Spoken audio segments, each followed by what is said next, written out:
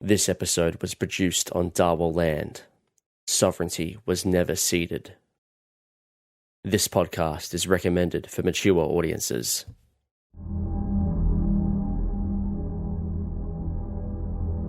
Abby, we have to get out of here. But... Help, please. Someone. I know, but we can't leave her. We're both seeing her, and I know I'm not high. Please, help. Yeah, I'll look at Nancy, and then I'm just going to swing at the mirror and break every piece of glass out of it. And you see behind the glass, there is a card. I will grab it and add it to the death card I retrieved earlier. She's dead. We have to go to the shop. She's dead. Did you find her? No, she's not there. And yet you head to the witchcraft shop.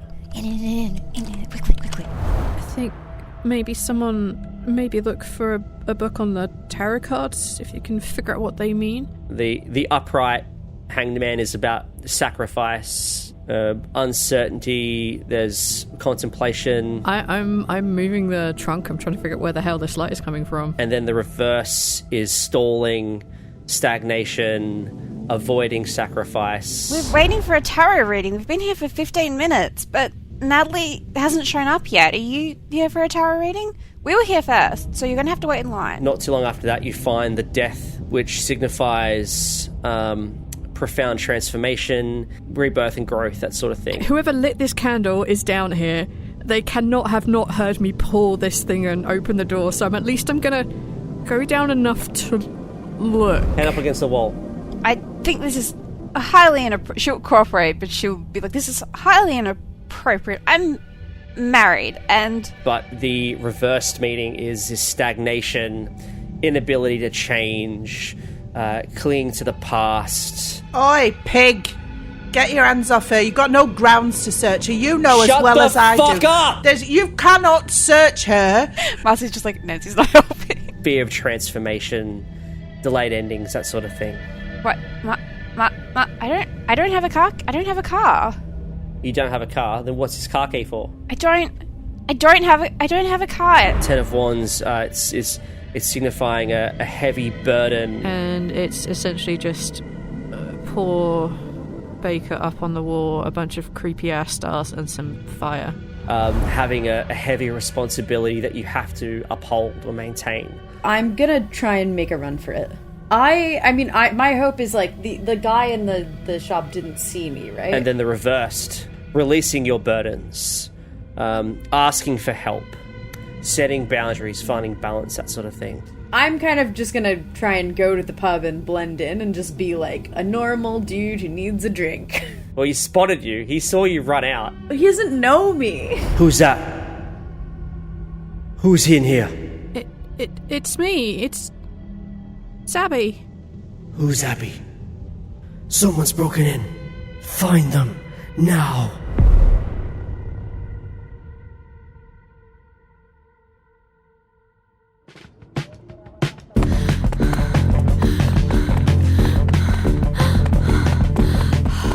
Diana, what do you do next? Keep running the pub? I've got a plan. Yeah, I'm just gonna very overdone grab my crotch and make it look like I really have to pee. Oh, is this to the bouncer or to the who are you doing this to? To both of them, just sort of like specifically to the. Well, it's a pub, right? So is there anyone at the door of the pub? I guess maybe someone checking IDs or something. Someone at the door checking IDs. Yeah. Right. Okay. Just have I got ID? I don't even know. I probably don't. No, you wouldn't have ID. No, you wouldn't. No, I don't think I do because So I'm just gonna make it really okay. To the guy at the door of the pub, excuse me, mister, I'm so sorry, but our car broke down and I'm pregnant and I've really got to go to the bathroom so bad. Is there any chance that I can just go and use your toilet? Is that all right? Give me a fast talk roll. Yes. Oh, fuck me. Not even close. I was going to say, can she have advantage because men hate pregnancy and uteruses? It makes them uncomfortable.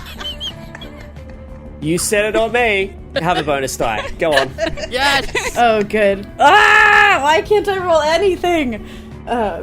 It's still not anywhere. I don't have any skills beyond base and fast talk, and You just hear, got any ID? And then as that's happening, the police officer's like, stop, police!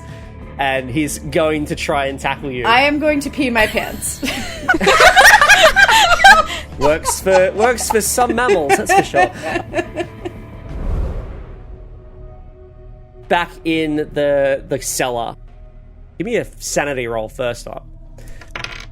No, stop succeeding these. I succeed. That's all right. I think you lose 2 points of sanity. I think that's very fair. Marcey and Nancy, you crawl down this ladder, and you see this horrible sight. You see the woman nailed to the wall. You can both give me sanity rolls as well, please. It's fair. Yeah. I think, because Abby's hidden, isn't she? Yes, Abby is in the corner, but you probably haven't seen it yet. Okay, so the first thing is that I failed my sanity roll, so hooray for me. Me too. I'm very excited by that. All right, cool. Marcey, you lose 4 points of sanity. Yes. Wait, no, I need to do maths. One sec. Nancy, you only lose 1. Ooh. You're probably braced for it. Maybe you're like, oh, this thing again. You've already seen a few spooky things in this witchcraft shop. It's what's one more. But no, Marcey, you're going to have a bad time. I have a question. Yes. With the 20% threshold, is that like from the start of the whole game or just the start of the start session? of the day. So if you were going to this witchcraft shop first thing tomorrow, you'd be based off the new day's worth of sanity. But if you've already lost 20% now, because we haven't gone to sleep, it's still the same day. we're gonna have a bout of madness. Yes. I got to 20% finally. Oh my god, you're very excited about this. I love that.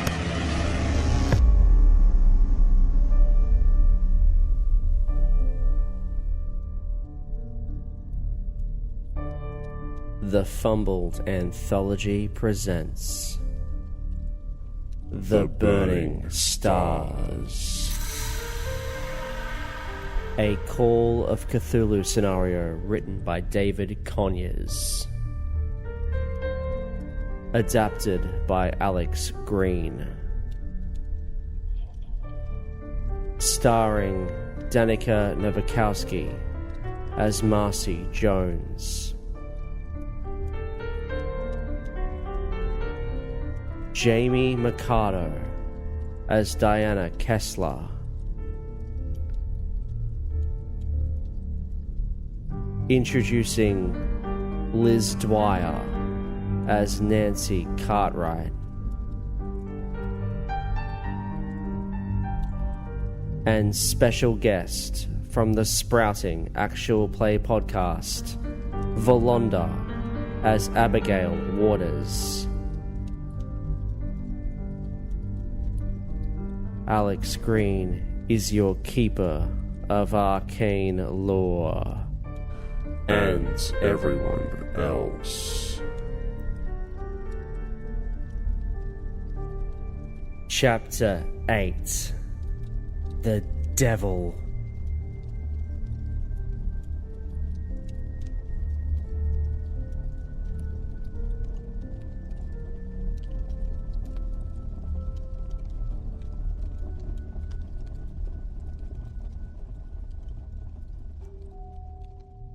I have been trying so hard. Just having a really sane time. I was thinking that maybe the thing that makes her crack is that she knew Abby came in here. There's a dead woman on the wall and Abby is nowhere to be found, and she just jumps to the worst conclusion, even though there's no way that someone could have done this in time. Her brain just snaps. I'm all about letting you guys have agency in regards to what you want it to be. I would like it to be flavoured around her thinking that Abigail is the dead woman somehow, but yeah, alright. I don't know. I can't remember what the actual, Cthulhu madnesses are. Oh, there's a bunch of them. They're very... Okay. So, your involuntary... your immediate reaction when you see this is you immediately freak out. You do not want to be here anymore. You're like, I've seen enough. I'm done. So you're going to try and start clambering up the stairs. Your long-term bout of madness, I would say, as you look at this thing of Miss Baker, who is against the wall, and you probably hear it yelling like, "Who's there? Who are you?" It sounds like Bex, but it also sounds like Abby because, twins, whatnot. So maybe you think it sounds like Abby. And Abby is speaking to you through this corpse, and that is what you get, and then that freaks you out even more. So you're clambering up the stairs to try and get out of this room, and you do not want to be here anymore. I'm done. We can't. No, Abby and Bex are dead. Abby and Bex are dead. We have to. Nancy, we just have to go. We can't. They're all dead. They're all dead. I think we just go. We just take the car and we go. And Marcey will just turn and immediately go back up the trapdoor. Okay. Give me a dexterity roll to see if you... Because you're in a panic now, so there's a chance you might fall. I am. Yeah, I definitely... Yeah, 76. Alright. Yeah, you try and clamber up, you're panicking.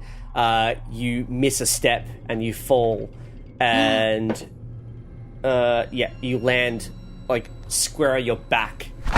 And you lose 3 hit points. It's pretty big drop.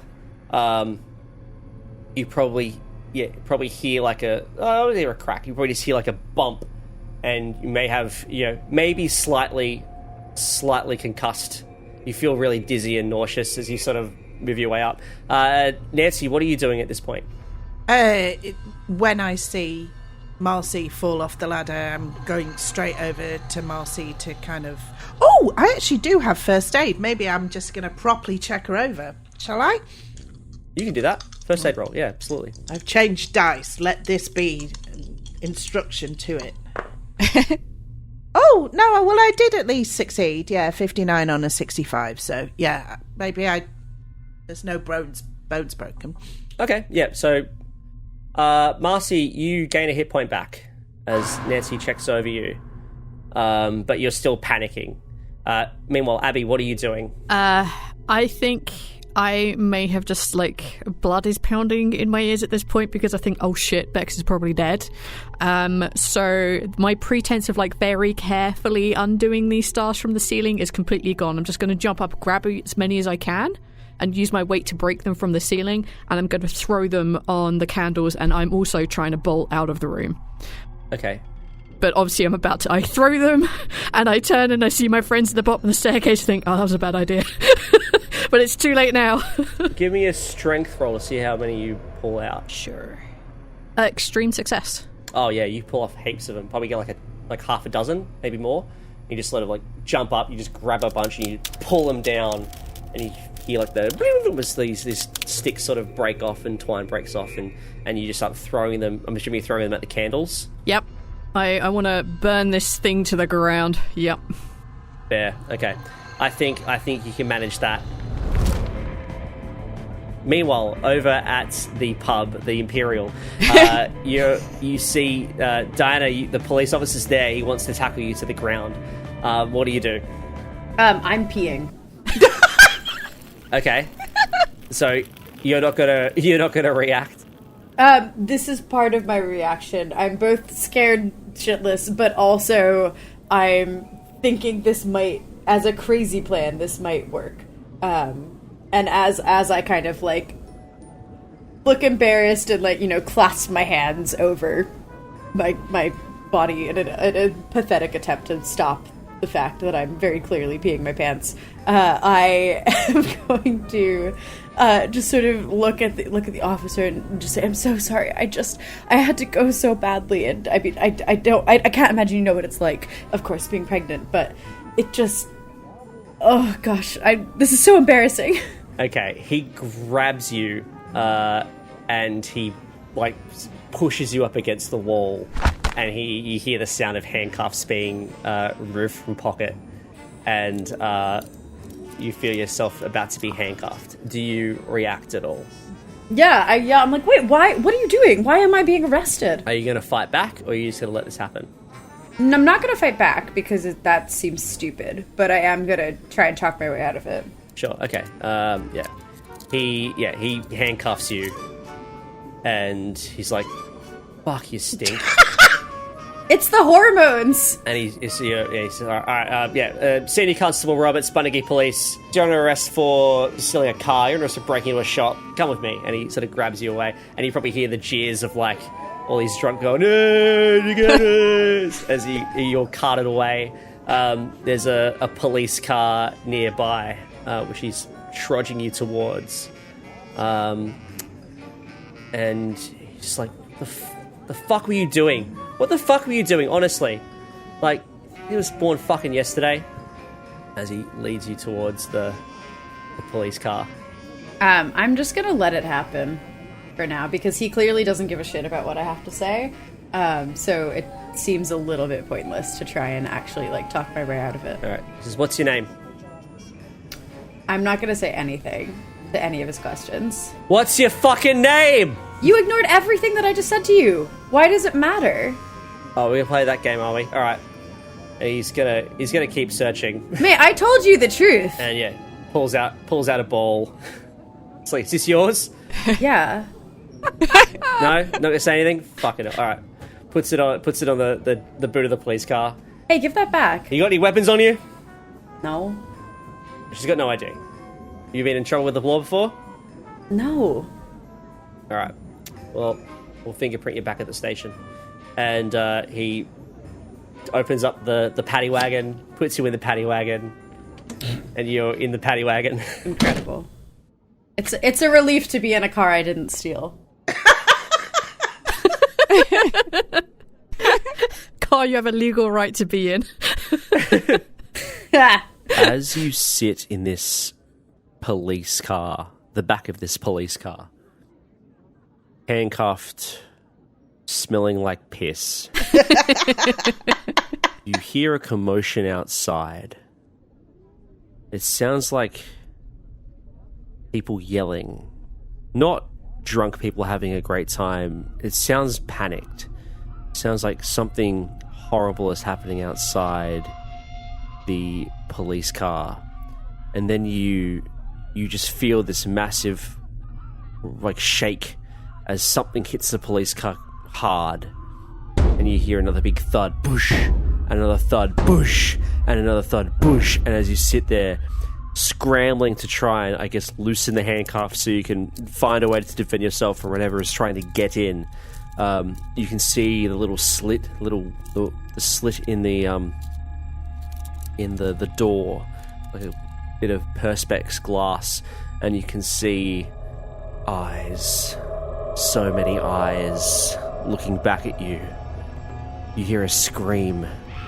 You hear a growl. You feel a drip, drip, drip coming from your pockets. And you look down, you can see that there's blood. And everything goes black.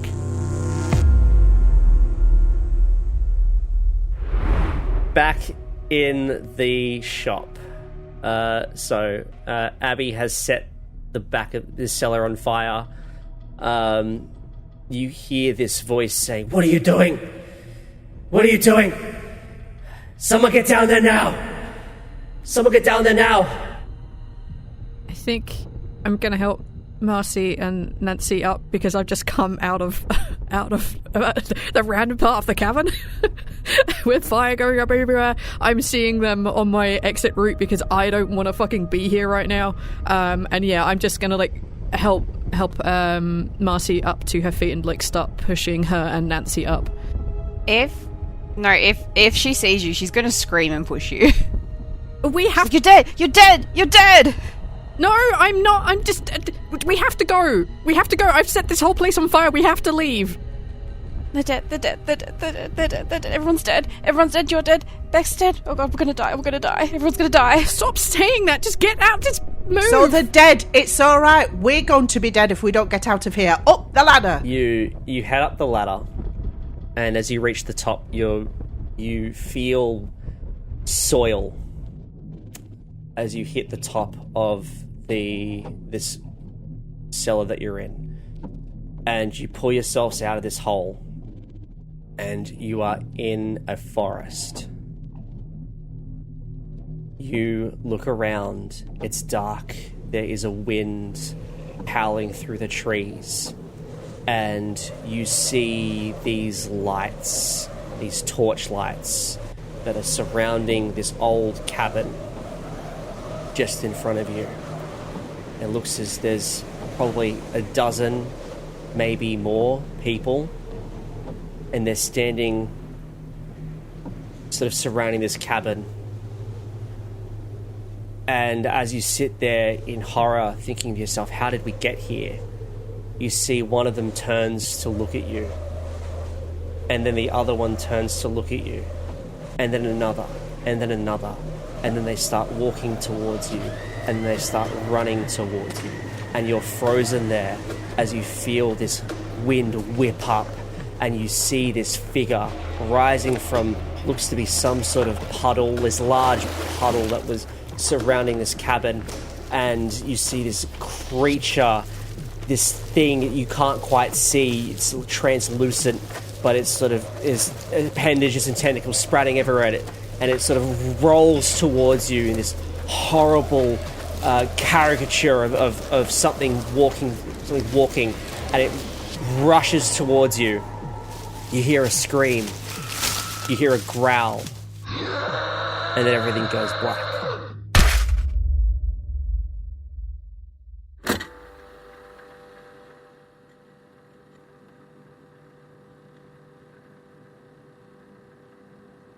You are all in a room. It's to be a plain white room. And standing in front of you is a police sergeant, Sergeant Medwin. And you see the other police officer who arrested you, Senior Constable Roberts. And you're all sort of sitting there. You see this old, like, little tape recorder standing in front of, sort of situated in front. It's pointing at you. It's like this big tape recorder. And the sergeant's just sort of sitting there laid back in his chair, taking notes. And you see Constable Roberts saying, right, and then what happened? Why am I here? Why are you here? What? We were just talking about how you stole a car and burnt down a shop. What are you talking about? How did I get here? You said that you heard the voice of Rebecca Waters. You were just saying it was your sister. I said I don't have a sister. Sort of looks around the room. It's like, whatever. All right, if that's the way we're going to play. What? No, I'm not. I'm not playing. What are you Ridiculous. talking about? All right, here's the fact of the matter. All right, we ran the fingerprints, and you're on a good behavior bond. The judge did say that if you do anything else, you're going to jail. But I didn't do anything. Well, how did you get a hand on a stolen car then? What? I don't have a car. We're tourists. Why did you have the keys to a stolen car? What? I just turn and look at Nancy. Do we smell of smoke? Yeah, you can smell smoke. Is Marcey still crazy? Yes. Alright. She's going to be quiet for a little while, and then she's going to slam her hands on the table and say, "We don't have time for this. I'm not going to die here like everybody else." And then she's going to stand up and start banging on the door to get someone to let her out. Like, let me out of here. I'm not going to die here with everybody else. As you get up, you see the sergeant also get up to try to push you back down. And he's like, "I'll handcuff you again if you fucking move." She's gonna fight him. She's going through a bout of madness. She's like, "No, you have to let me out. We're not gonna die here. Everybody's dying." How are you gonna fight? How are you fighting this? Just in that kind of a pure adrenaline manic way of just like flailing my arms around of just, like, Okay. not... Yeah, she wants to get out. She doesn't care if the door's locked. She's just going to continue to... She just wants to get to the door to bang on it. Yeah, alright. Give me, yeah, it sounds like a maneuver, I guess. Give me a fighting brawl roll. Sure. And he is a big guy. So I will probably take a penalty die. Is it... Wait, no, is it 95 or 96 that's a fumble? What's your fighting brawl? It's the base, 25. Oh, yeah, 96 is a fumble. Yeah. Oh! Well, that's upsetting. I got a 95. Okay. He got a 2. Rolling very well here. He had a bonus die, to be fair. Because Sergeant's a big guy. So you saw him, like, reach for the door. He, like, sort of grabs me and he's like, sit the fuck down! And, he puts you back in your chair. What? Like, right, keep talking. So what happened? I'm gonna look at my fingers. Like, you mentioned that we felt like dirt. Is there, like, dirt under my fingernails? No. That's creepy. I don't like that. You can't keep us here. We haven't... You've got to charge us or let us go. You know that. Alright. You're right. We do have to charge you. So at this point, you're being charged with stealing a motor vehicle. You're being charged with arson. You're being charged with breaking and entering. Anywhere else you've been tonight? Any other crimes that you've done? Fine, we're not talking to you anymore. We want a lawyer, and we want a solicitor, and we're not talking to you anymore. Just put us back in holding and get us a solicitor to talk to. We're not talking to you anymore. Alright, fair enough. We don't have time to store them out. Wait, what the fuck? We don't have time to store them out. Have you gone through our stuff? Do you have our stuff? What do you mean your stuff? We had a bag with papers in it. Yeah? We went through that. There's a photo in there. Back from when you were looking for Frankie Peters. What do you mean? There's a picture of a woman there. Natalie.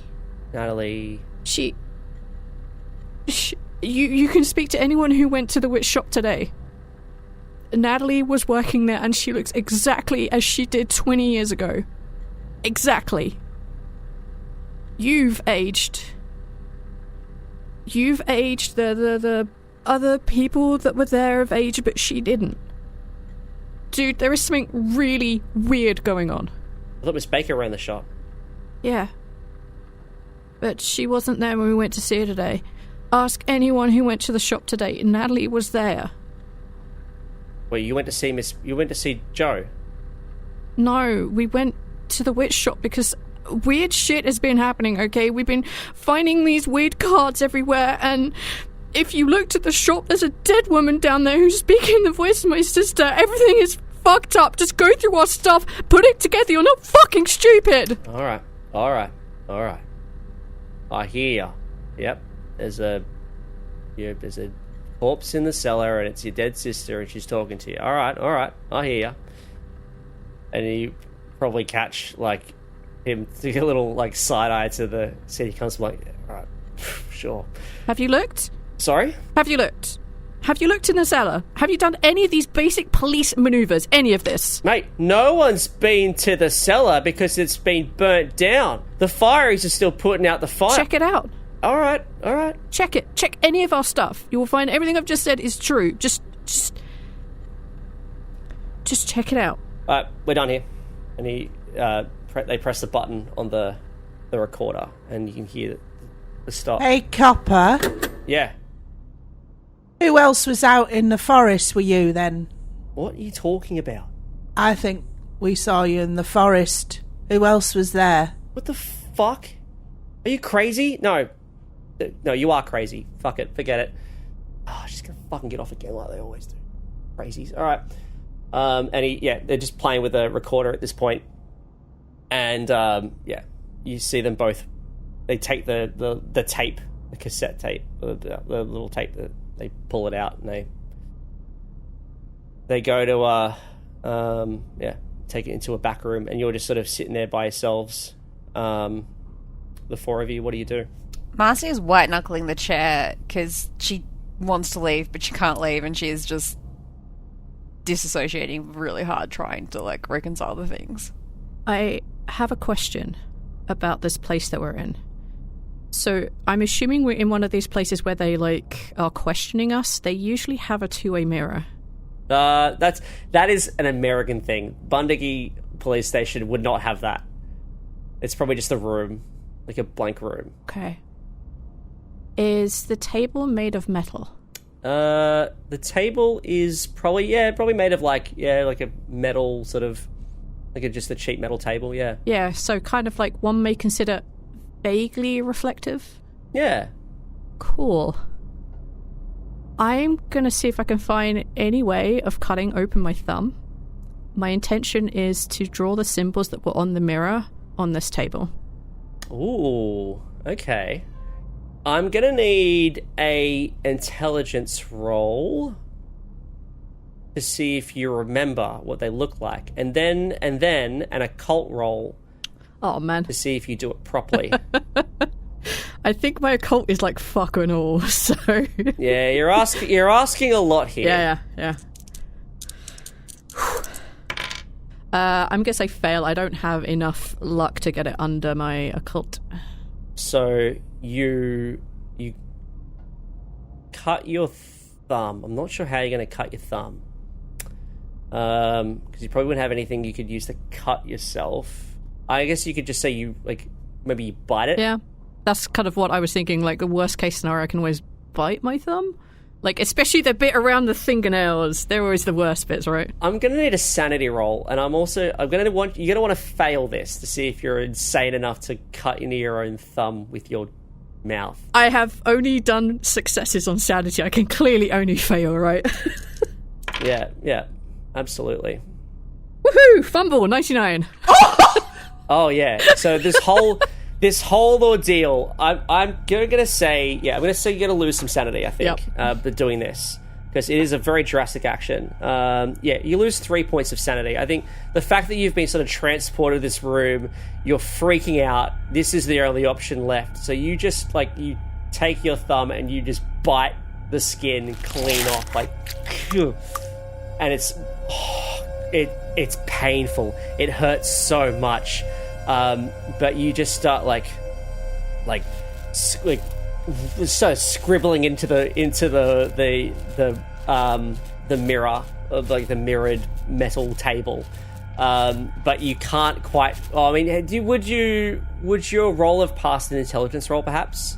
When you roll the occult? Yeah, I got. I rolled a 79, and my occult is 5. My intellect is 80. So yeah, I was just under. Yeah. Okay. Yeah. So you probably would have remembered what they looked like. So you probably do a job of trying to do the runes, but they're just you probably get all the way around before anyone checks on you, but yeah, it doesn't work. It's just sort of sits there, and you're sort of staring into this in this table, and you just see your own reflections looking back at you. You don't see anything else. And I think it's at that point, Senior Constable Robert steps back in the room and sees what you've done. And he's like, what the fuck? Didn't work. Oh, God. Call the ambulance. Call the ambulance. He rushes over to sort of pull you away. And at this point, everyone give me a power roll. Okay. I was going to ask before we did that if he closed the door when he rushed in. I think the door is open. I've had an extreme success. Finally rolled something good. I have fumbled my power roll. I got a 98. Ooh, perfect. Oh my God. Basic fail for me. I got a 2. Together we make 100. Oh, fantastic. Yeah, okay. 4. Yeah, extreme. Okay. As Senior Constable Roberts goes to grab Abigail, he grabs her, and then as that happens, all of a sudden, you just see him sort of stop. He sort of held on, and he sort of stopped, and then he sort of starts shaking uncontrollably. He's sort of seeing his face starts to go blue, and he like his eyes start rolling in the back of his head. And he's like, it looks like he's choking, like he's gagging, and you like you sort of like see him like choking, and you sort of like he coughs, and this thing falls out of his like of his mouth, and it's this sort of like it looks like it's cardboard, and he looks at it, he's like, what the fuck, and he like pulls it open, and it's a tarot card that has come out of this man's body, and the way he opens it, and you all see this, he opens it, it's upside down, and it's got a picture of looks to be Satan, a goat-horned man. There is two other people in this thing, and they're chained up, and you can see the devil. And you see him like sort of like look at this photo, and he looks at you all, and he's just too many crows, and he panics, and he sort of grabs for the door, and he's like panicking, and he reaches for the door, he yanks it open, and he runs out of the room, and you just hear him like screaming down the hallway as he runs out. I'd like to take this opportunity to suggest to my fellow ladies, run. What's up with the failed power roll from earlier? Is that like a thing right this moment? Oh yeah, give me a sanity roll for that. Yeah. No, but like the power roll. Oh, that was the power roll.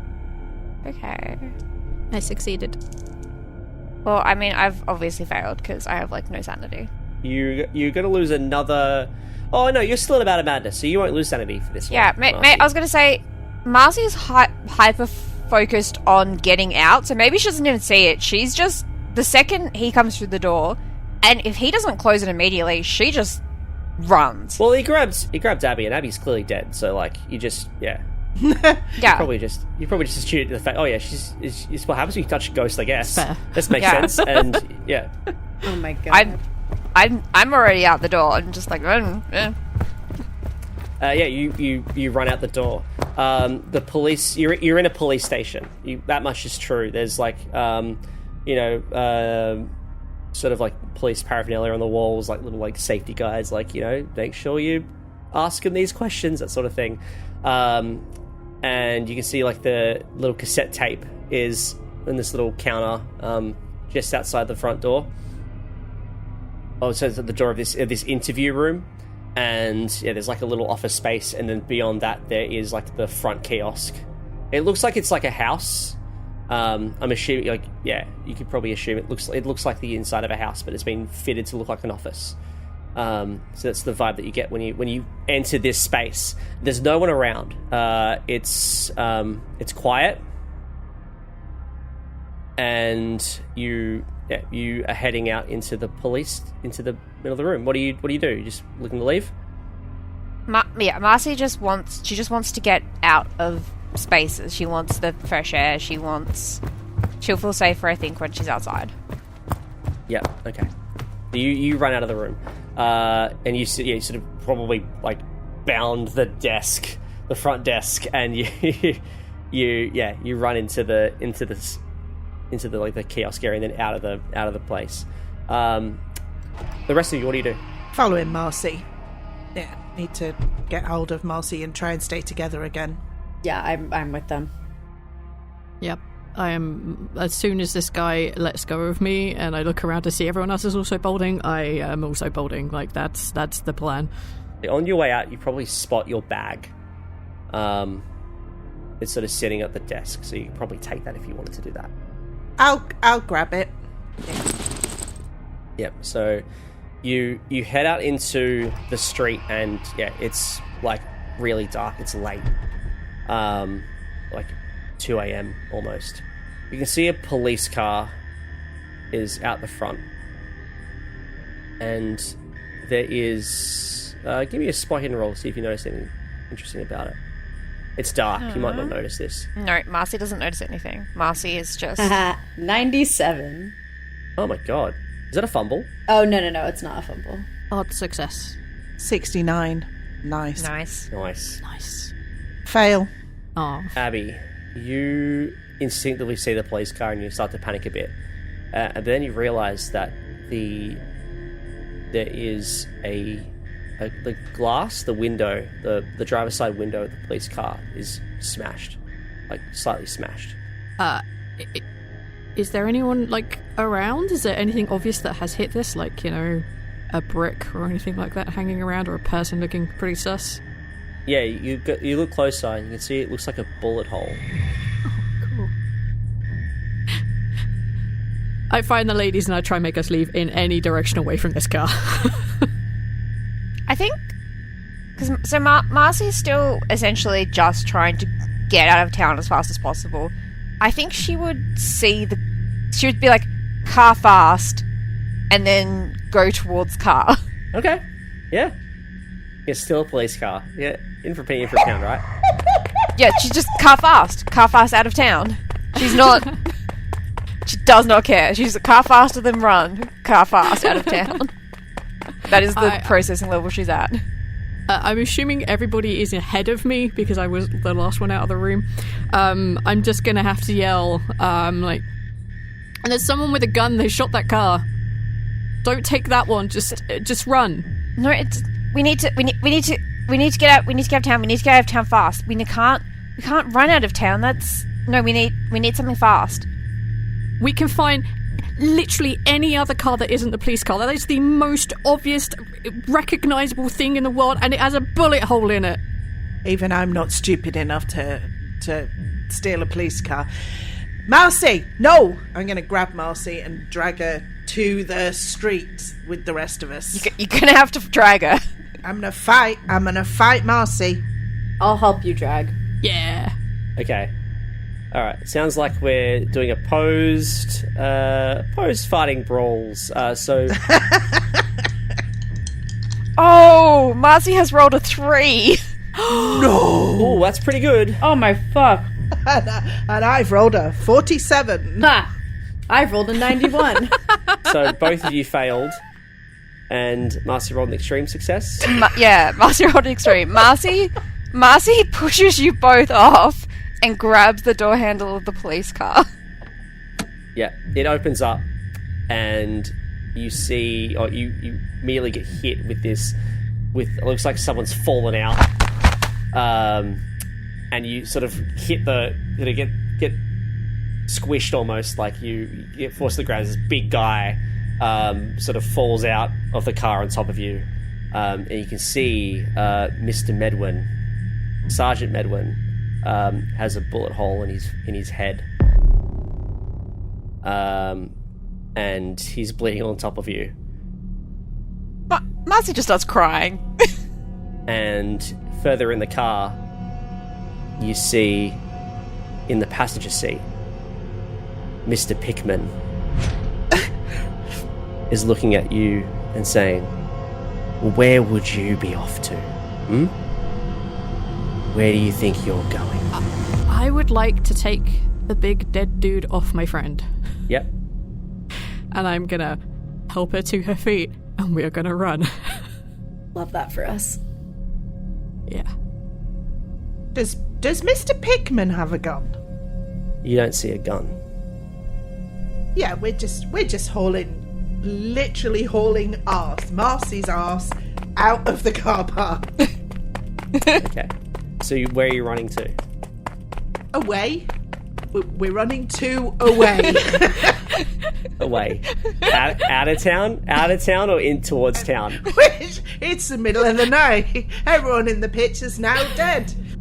We have no idea what time it is because we had a huge time loss. So we come. It's a house and it's got parking, like a car park in front of it. Yeah, there's probably like a little car park in front, yeah. Okay, so we run to the street and looking up and down the street to see where we are to try and get our bearings. Yeah, so you can probably see like a little bit further down, like to the right, you probably see like the hospital where you left. Like this morning. It's only been a day. Oh, fuck me. And then you can see like further up is where you walk towards the town, into town. Hospital. Oh, hospital. Hospital. You're in the hospital. All right, hospital it is. They're under a duty of care to make sure they don't rat out our medical. The guy seemed to be. Let's just go to the hospital. We are fucked up. Well, you are. You've got a hole in your thumb. You do have a hole in your thumb, yeah. Marcey also did fall off a ladder, and she's covered in someone else's blood and crying. Also, yeah, lose a hit point as well for having a hole in your thumb. Yeah. Yeah, that seems valid. You know, that's very fair. Yeah. So you start running towards the hospital. It's dark. There's no traffic around. It's really late at night. You probably make it halfway across the road, and you can hear Mr. Pickman saying, "Where do you think you're going?"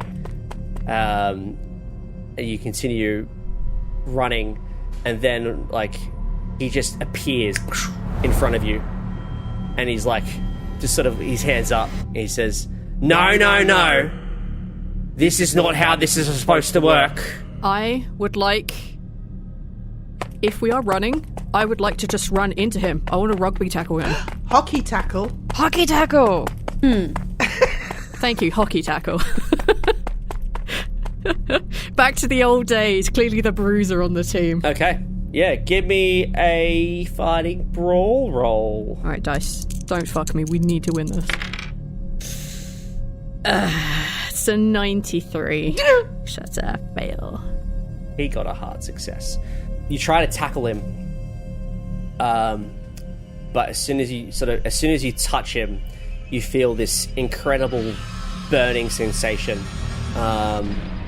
You just feel this intense pain, and you had this horrifying vision of like a pyramid or something, some sort of pyramid, and it's like weirdly shaped pyramid, and it's like dark, and it's in a desert, and it's like burning, and it's horrifying, and your sort of eyes roll back, like her head just sort of rocks back, and like she sort of shakes for a bit, and then like sits down. She's sort of sat down, and you see Mr. Pickman, who looks a little bit bigger now. Maybe his arms are a little bit wider. Maybe his eyes are a little bit more red than you remember. And he says, No. This is not how this is going to work. I'm the reason you're all here. So you don't get to just run from me. I think at the confession that he is the reason we're here, and because I'm still sort of tagging on the end of the bout of madness of wanting to like flee and run away, Marcey, when she does hear the admission that Pickman is the reason we're here, she's going to snap a little bit and scream and tackle him as well, because he is keeping her here and she does not want to be here.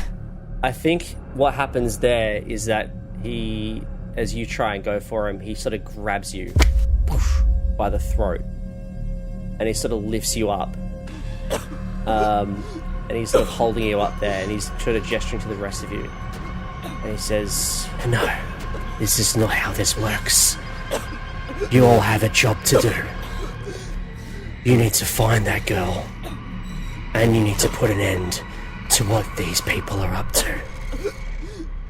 They have defiled my temple, and you are going to put a stop to this. And while this is happening, Marcey, give me a constitution roll. Or a fighting brawl even. Let's do a constitution. We'll start with constitution to see if you maintain consciousness. Oh, that is 2 points away from a pass. Yeah, okay. You lose 2 hit points. Yeah, that's fair. She won't also say the thing that she was going to say because she's too busy being choked out. The rest of you, what do you do? I think piling in at this point and swinging on his arm and trying... I think it's... Like, he's choking my friend. He just told me he's the reason my sister's gone. I think she's dead. I think wailing on this motherfucker until he lets us go. Yeah. Yeah. So yeah, from the ground, I'm just going to get up and punch him in the kidneys. As you go to punch him, you feel a sharp pain as your right arm snaps in half. Cool. And you sort of look at your arm that is now dangling to the side, and you're looking in horror at what is happening. You see blood starting to spurt out of your arm. You are going to lose... let's see. I'm going to say you lose 7 hit points. I am unconscious. It is a major wound, after all. Nancy, you also said you were going for him. Perfect. Yeah, I'm screaming now. You sort of... Yeah, you rush at him, and this is pretty much instantaneous. You feel this, almost like this force to sort of hit you, and you sort of pushed back. Give me a Constitution roll. 4. Ha ha. I like these dice. Extreme success. Extreme success. Perfect. You managed to stay conscious in all this, but Abigail's passed out. Diana, what are you doing? Oh, I really don't want to punch him. No, you've seen what happens when you try and punch this guy. Yeah. Can I try and use my Swiss Army knife? Did that get confiscated when we were with the police? Yeah, I think it did. Oh. But it's probably in the backpack. Which I have. Great, I dig through the backpack and see if I can find it. Give me a spot hidden roll, see if you can find it quickly enough. I can't. No. You scrunch through this backpack, you're trying to, you're pulling stuff out, you can't, it's in there somewhere, but you can't find it. And as this is happening, you see Mr. Pickman looking at you, Diana, and he says, "You need to go back into the woods and you need to find that girl.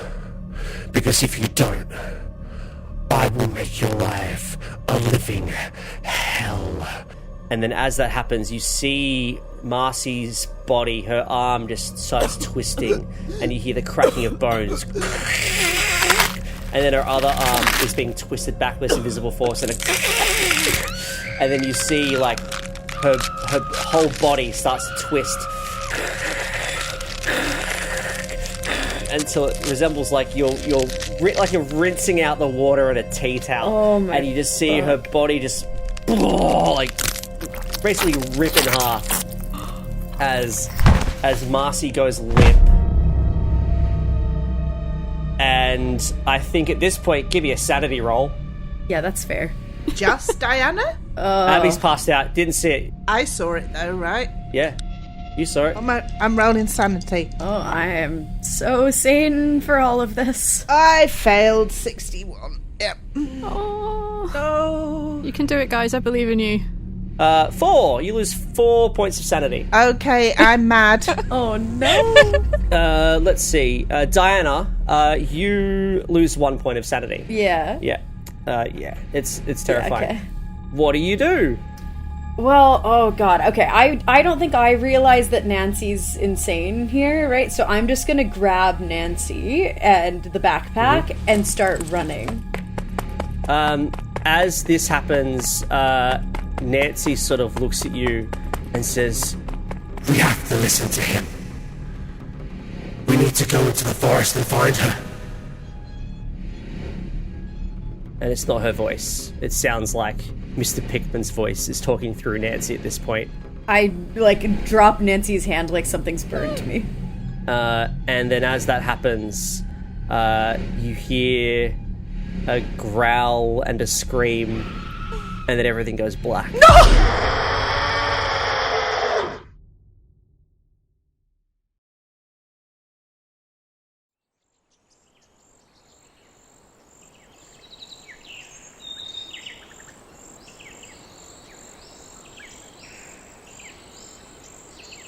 You all wake up. All of you. In... looks to be... like a car? Like the back of a car. You can take the 7 hit points back, Abigail. Excellent. Your arm is fine. Marcey, you check yourself. It hurt. Whatever happened there fucking hurt. But you looked fine. just all in this sort of like this camper van. Do I still have my Swiss Army knife? Yeah, you do. You have your Swiss Army knife. You have your stuff. And my ball? I have my ball. Give me a Priorities. Give me a luck roll. I still have my ball. Yes. You still have your ball. And you probably see like you sort of get up and you're sort of like in a mattress or something. And sort of all get up and you see this man, looks like an old guy, just like a hippie. And he's just sort of like, "You coming too, man? Fuck. You're good?" The hell are we? Marcey remembers the feeling of being like Ripped apart. completely like obliterated and just starts sobbing. She's just, I just want to go home. I just want to go home. I can't go home. Hey, it's all right. It's all right. You're safe, man. You're safe. Like, you were just fucking light out on the road there, man. Like, you sort of came to and you were like saying something like some crazy thing shit had happened or something you couldn't quite understand. Yeah, man, it's all good. Marcey's not okay. Marcey's missing 4 hit points. Oh, Marcey, get those back. I think Nancy's kind of scooting over the back of the camper van to go and grab at Marcey and pat her hair or something. No, try and stop her crying. Yeah. As you do that, you realise that there's something in your coat, your big smelly coat. Something crinkling around in there. Okay, and in the pockets. Yeah, in the pockets. Yeah. All right, I'm gonna grab at that as I move over. You pull it out. It's an envelope, Duh. and it says at the front, like it's written in this sort of red ink, courtesy of Mr. Pickman. What the hell's this? All right, what the hell's this? So I open, kind of whip at the envelope. You pull out a card, tarot card, and for once it's right side up, but it says 10 of Swords. And you can see it's a picture of a man with 10 swords impaled into his body. Oh.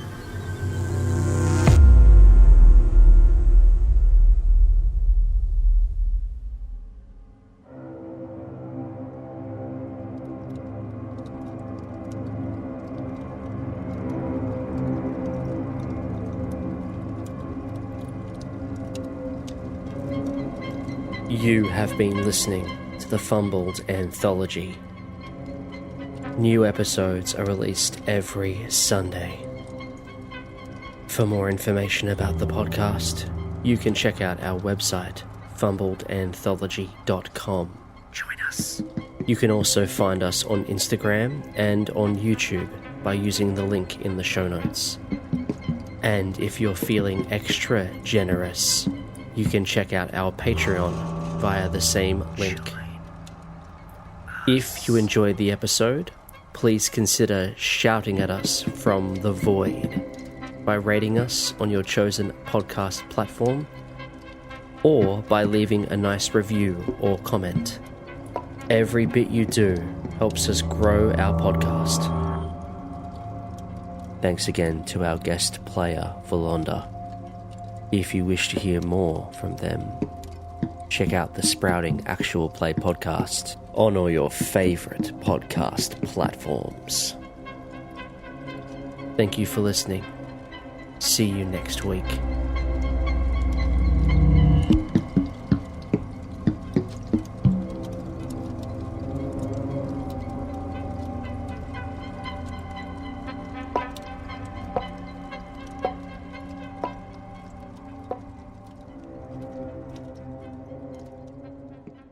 And that's probably we'll leave it for today, I think. Oh, fuck. Very nice. Great. Oh, dear. Holy shit. So good and fine. Man. So, am I mad or not mad? I think he would be a little mad. We'll deal with that in a minute. All right. Yeah, we'll probably deal with that next session, I think. Okay. We need to work on Mr. Pickman's communication skills, I think, of just like, hey, I need you to do something for me, but instead of explaining it, I'm just going to torture you and hope that you guess right. You need to go into the forest and get the girl. It's Yeah, and sell the cow and find the slipper. We tried. We woke up in a police station. You could have left us instructions. That's up to you to figure out. You guys... Oh, man. That's management. He's not going to tell you how to do your job. He's going to tell you what to do. He trusts you to do it properly, do a good job. Is he going to take credit for our work after?